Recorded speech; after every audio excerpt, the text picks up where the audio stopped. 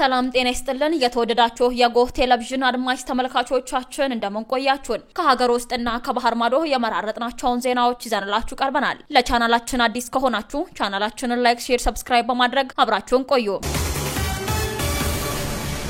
የኢትዮጵያ አየር መንገድ በብድር የበረራ አገልግሎት ማስጀመሩን ኢትዮጵያ ኤርትራ ላይ እርምጃ ወስዳለሁ ማለቷንና በአማራ ክልል ሰሜንና ደቡብ ወሎ ዞን ከባድ ውጊያ መቀስቀሱን እነዚህን ጨምሮ ሌሎች መረጃዎችን ይዘንላችሁ ቀርበናል አብራችሁን ቆዩ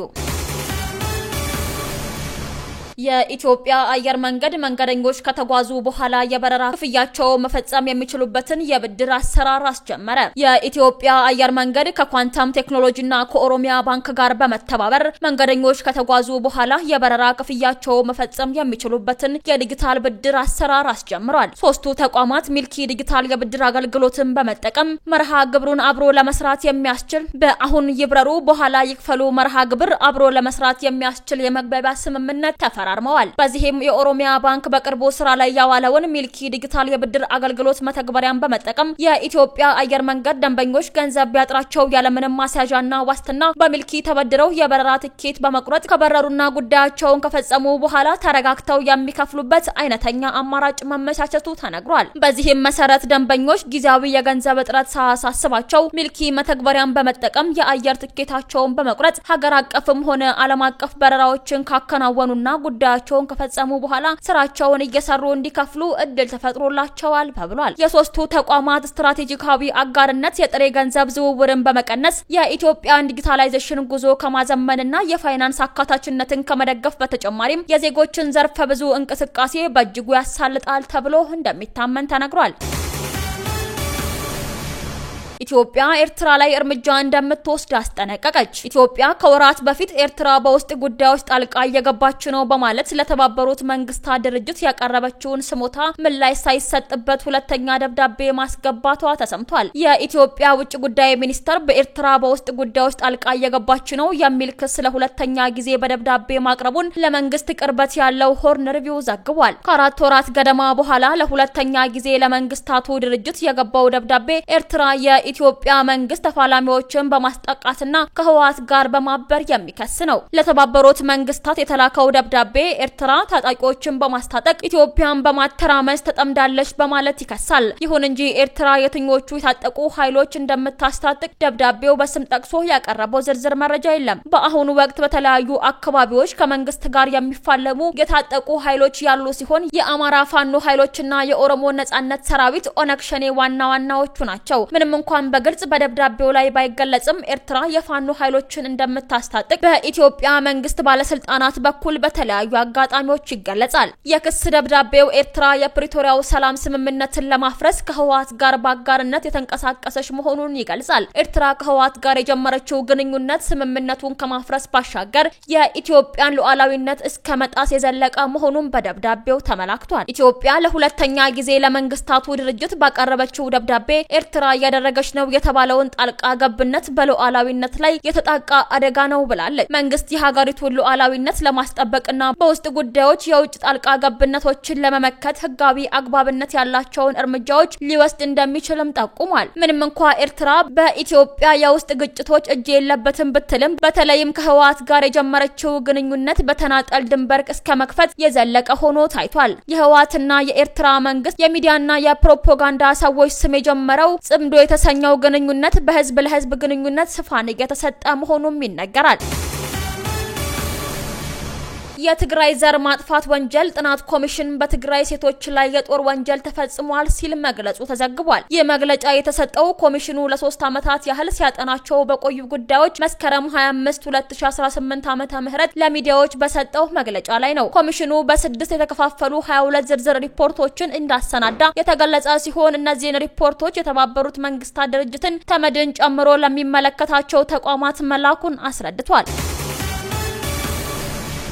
በአማራ ክልል ሰሜን ወሎ ዞን ጋሸናና በደቡብ ወሎ ዞን አምባሰል ወረዳ አካባቢዎች በመንግስት የጸጥታ ኃይሎችና በፋኖ ታጣቂዎች መካከል ከባድ ውጊያ መቀስቀሱን ምንጮች ገልጸዋል። ውጊያው ወደ ስልታዊ ቦታዎች መስፋፋቱን ተከትሎ የደቡብ ወሎ ያስተዳደርና የንግድ ማዕከል በሆነችው ደሴ ከተማና በአካባቢዋ ከፍተኛ ውጥረት መንገሱን ለማወቅ ተችሏል። ምንጮች እንዳረጋገጡት የፋኖ ታጣቂዎች በጋሸና አቅራቢያ የምትገኘውን ኮን ከተማን ተቆጣጥረዋል። በተጨማሪም በቅሎ ማነቂያን ጨምሮ በጋሸናና ሌሎች አካባቢዎችም ውጊያው እየተካሄደ ነው ተብሏል። በተመሳሳይ ሁኔታ በአምባሰል ወረዳም ግጭቶች እየተካሄዱ ሲሆን የፋኖ ኃይሎች በአምባሰል ከተማ ውስጥ ሲንቀሳቀሱ እንደሚታዩና የመንግስት ታጣቂዎች በከተማው እንደማይታዩ የአካባቢው ነዋሪዎች ገልጸዋል። በአማራ ክልል ያለው ግጭት የጀመረው የፌዴራል መንግስት የክልል ልዩ ኃይሎችን እንዲፈርሱ ለማድረግ መወሰኑን ተከትሎ ከ2023 አጋማሽ ጀምሮ ነው። በጋሸናና አምባሰል የታየው አዲስ ውጊያ በአማራ ክልል ያለው ግጭት አሁንም ንቁና ያልተፈታ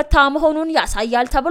የሰላም ጥረቶች ዘላቂ መፍትሄ ያላመጡ ሲሆን ግጭቱ በየአካባቢው ሰላማዊ ዜጎች ላይ ከባድና ሰብአዊና ኢኮኖሚያዊ ቀውስ እያስከተለ ይገኛል ተብሏል።